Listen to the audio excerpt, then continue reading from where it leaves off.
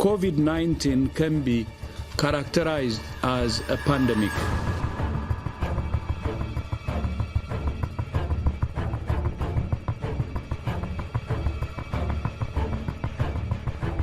Última hora en Noticias Caracol. Atención que el Ministerio de Salud acaba de confirmar el primer caso de coronavirus en Colombia. Aplicaremos un aislamiento preventivo obligatorio para todos los colombianos.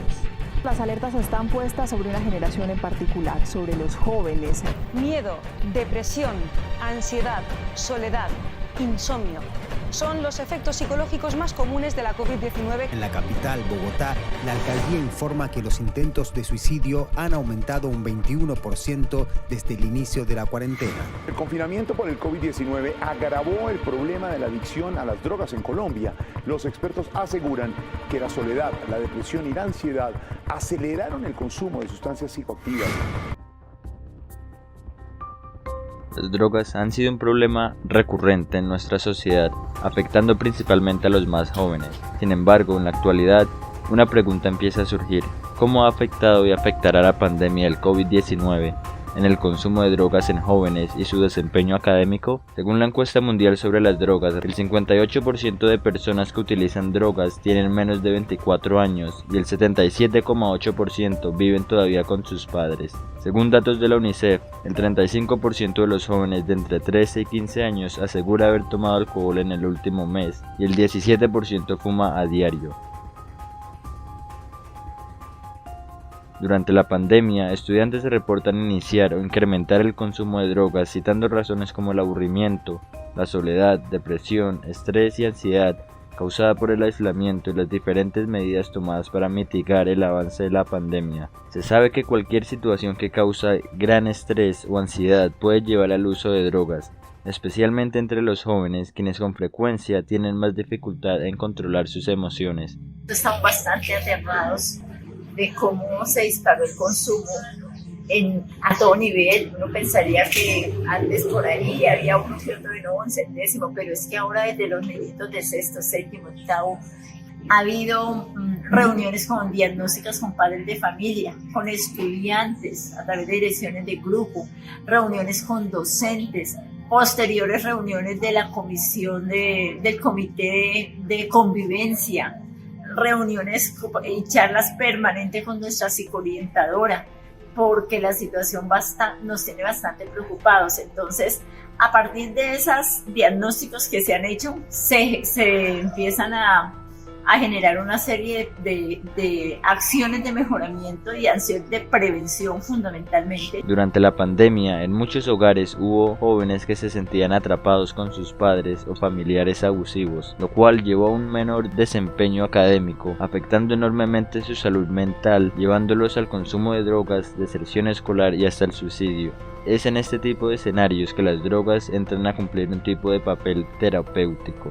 Nosotros sabíamos que se nos venía algo fuerte, algo muy fuerte, que era que eso iba a estallar de alguna manera en los jóvenes, íbamos a ver los efectos reales de lo que sucedió en los hogares, la mayor convivencia con sus padres, por ejemplo. A veces incluso en los hogares se generan situaciones de maltrato, de agresiones y cosas así por el estilo. Estamos como tratando de pegarle fuerte a esa parte emocional de los niños que creemos que se vio muy afectada por las condiciones de encierro, de pandemia y demás. La verdad se me complicó porque algunas veces manejar ciertas cosas, igual en la educación, el entendimiento, la verdad era muy diferente cuando estabas presencial y era complicado, entonces la verdad fue una experiencia muy desagradable. Uno no estaba como que acostumbrado a ese entorno donde estaba toda la familia, estar los 7 días de la semana con la familia, a toda hora. Era como agobiante. En mi caso, cuando consumía, me daban como las ganas de hacer las cosas. Y pues en varias ocasiones me daba pereza. Sí, es como, no sé, variado. Entre las drogas más consumidas durante la pandemia, destaca el alcohol, el cigarrillo y la marihuana. Esto no es de extrañar, pues estas drogas son las que siempre han reinado entre la juventud y la población adulta. El uso de drogas como el alcohol durante la pandemia se ve reflejado en un aumento en las ventas de alcohol durante los primeros encierros. Esto, entre otros factores, se debe a la preocupación causada por la pérdida del empleo, afecciones a la salud y la soledad. Esto golpeó especialmente duro a las personas que se encontraban en un proceso de rehabilitación, llevándolos a recaer con más fuerza al no tener acceso a tratamiento. Las drogas y el COVID-19 hacen una terrible combinación, pues según estudios del Instituto Nacional de Salud, se ha demostrado que las personas con problemas de consumo son más vulnerables a este, llegando a ser probable que alcance un estado más desarrollado, del cual es difícil recuperarse. Esto pone en un gran riesgo a las personas que fuman tabaco o marihuana. En una encuesta realizada por la Oficina de las Naciones Unidas contra la Droga y el Delito, la mayoría de los países ha informado un aumento del consumo de cannabis durante la pandemia. En las encuestas realizadas a personal de la salud de 77 países, 42% afirmó que el consumo de cannabis había incrementado. También se ha observado un aumento del uso no médico de medicamentos durante el mismo periodo. Sin embargo, el consumo de drogas utilizadas en un contexto social, como el éxtasis y la cocaína, cayeron debido a las restricciones impuestas por la crisis sanitaria. El hecho de que el consumo de drogas como la marihuana no disminuyó durante este periodo significa que de alguna manera los vendedores encontraron la forma de seguir con su negocio, a pesar de las restricciones del encierro.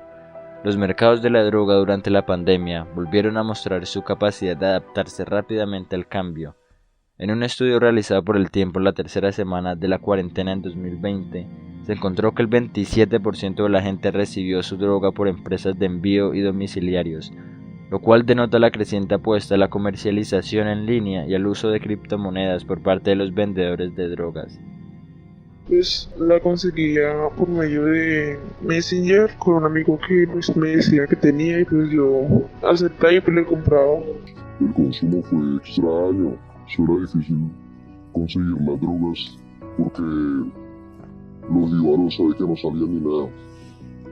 Parece que las drogas siempre encuentran un camino para alcanzar a los jóvenes, no importa la situación ni el lugar, llegando hasta el punto de usar a menores de edad para explotar el negocio y llevar la venta hasta el interior de colegios.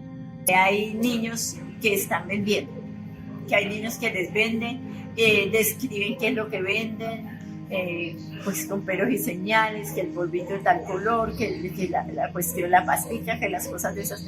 Parece, a la manera de ver de los testimonios que llevan los niños, parece que hay microtráfico al interior de la institución educativa.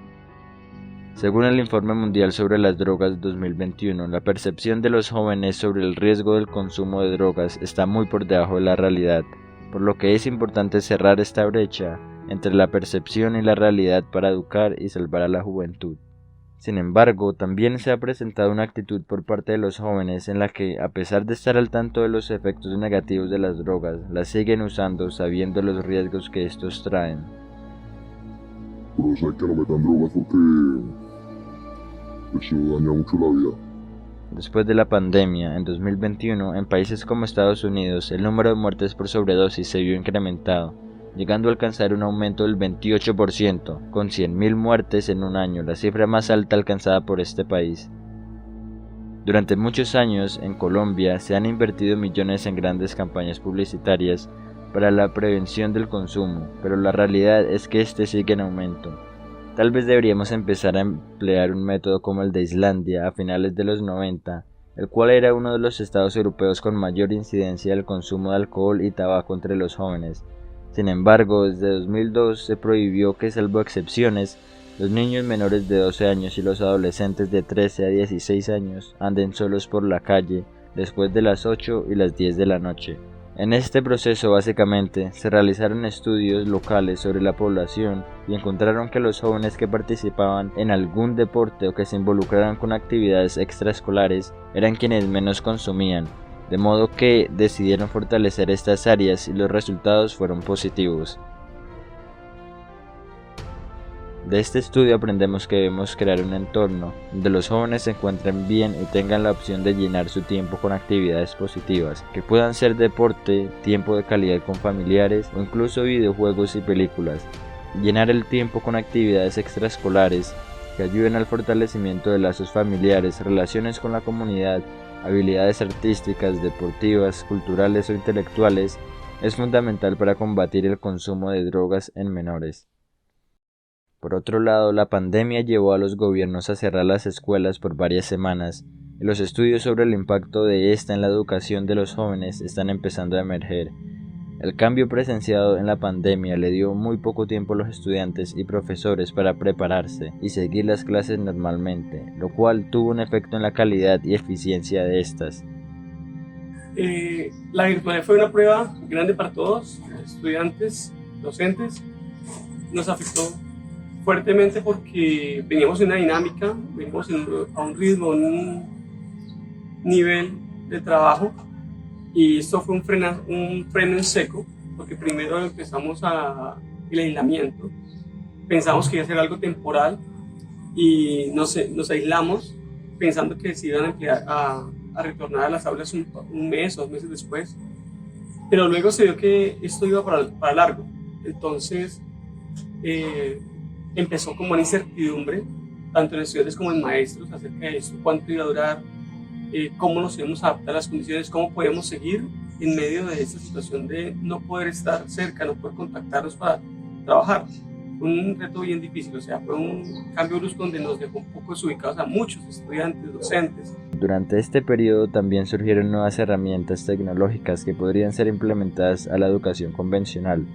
Según un artículo publicado por la Universidad de Frankfurt y la Universidad de Oslo, se encontró que softwares online mejoraron las capacidades matemáticas de algunos estudiantes. También se encontró que, en general, los estudiantes con bajos promedios se distraían menos, lo cual les permitía alcanzar mejores promedios. Sin embargo, esto contrasta con las dificultades experimentadas por muchos estudiantes, dificultades que son aún más latentes en países subdesarrollados como Colombia.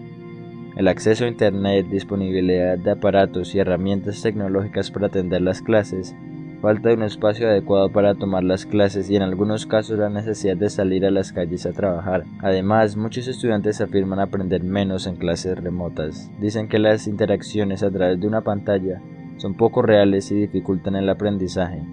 También muchos estudiantes tomaron las clases remotas como una oportunidad para hacer multitareas, realizando actividades como cocinar, hacer oficio, jugar o ayudar a un familiar enfermo.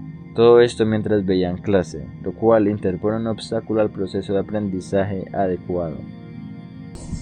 A veces fue posible notar a algunos docentes que hicimos un trabajo de adaptarnos a las nuevas tecnologías y usarlas para la formación. Entonces se usaron plataformas, herramientas tecnológicas que permitieron enseñar de una forma diferente. Sin embargo, ahí se presentó otra dificultad, y es el acceso a las herramientas. Muchos estudiantes no tenían teléfonos móviles con una buena capacidad de almacenamiento para descargar aplicaciones, no tenían conectividad, no tenían computadores.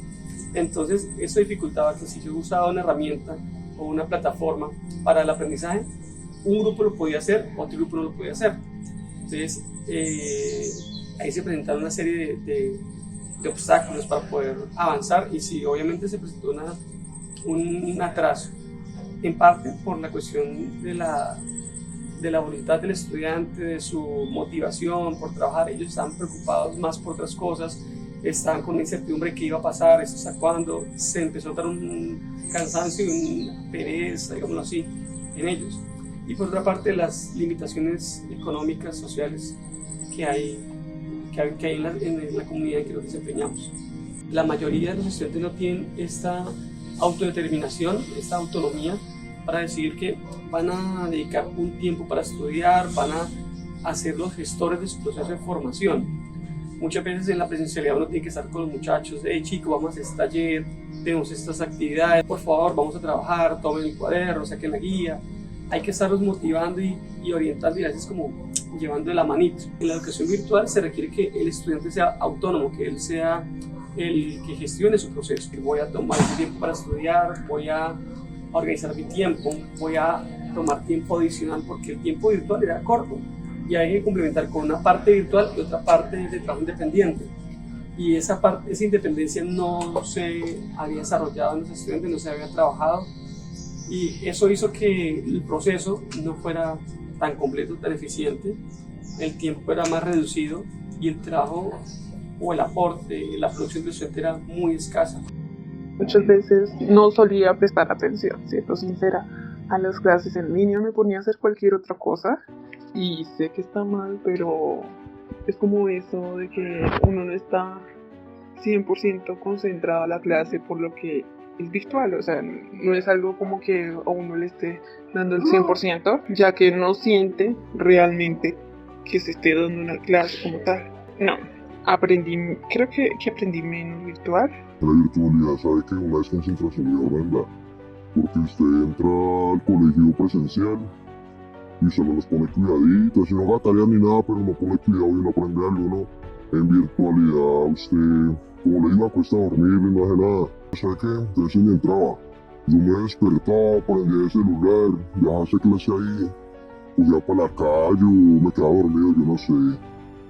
Esto se suma a todas las emociones negativas ocasionadas por la pandemia que afectaron la motivación, la comunicación interpersonal y la salud física y mental de los estudiantes, lo cual lleva a trastornos de sueño, pérdida de apetito, uso de drogas e incluso autolesión.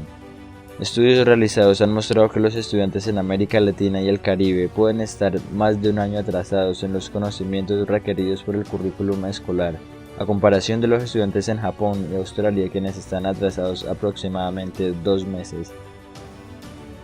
En este periodo destaca la preocupación sobre el aumento del ausentismo, los resultados deficientes en alfabetización y matemáticas, y el potencial de abandono de los estudiantes a futuro.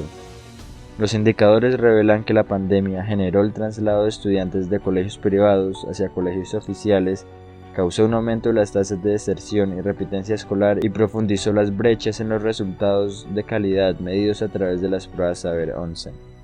Por esto es importante reconocer que la pandemia ha afectado a los estudiantes de diferentes maneras. Este daño solo se puede reparar con la ayuda de padres, docentes y directivos, quienes deben entender la situación de los estudiantes e invertir más tiempo y dedicación al apoyo de su salud mental y bienestar. También deben implementar nuevas estrategias que hagan las clases más dinámicas y llamen la atención de los estudiantes. Me gusta mucho, pues muchas veces me han gustado las clases del profesor Chacón, porque son diferentes, porque aunque a veces se repite la misma cuestión, me gusta el hecho de que sea algo que es como que usted se lo aprenda, que usted lo entienda, que a usted le guste. O sea, como que usted lo entienda, no explicándonos a través de un papel, sino con lo que usted entendió y nos lo muestra a nosotros. Esa parte me gusta y me gustaría que fuera más didáctico a la hora de que digamos algún tema que tú no entiendas o que yo no entienda, lo expliquen a través de un juego, una clase o que se dediquen a ese tema. O sea, no siempre quedarnos estancados, pero sí haciendo relación sobre el tema y todo eso, porque hay clases que donde literal te ponen a escribir y te ponen a redactar sobre una pregunta y eso no sirve. O sea, lo que sirve es que usted nos explique de qué va el tema y hacer algo que se nos quede para el tema, o sea, algo que uno diga, wow, se me quedó grabado este tema. La pandemia tal vez nos dejó muchas lecciones. Tal vez una de las más importantes es que la educación debe encaminar al estudiante a su autogestión. La educación, más allá de que el joven aprenda conceptos, teorías, principios científicos o literarios, debe guiar al estudiante para que él desarrolle procesos de autoformación, para que sea independiente de su proceso formativo. Debe apuntar a que el estudiante sea autónomo. Eso es un objetivo clave en la educación.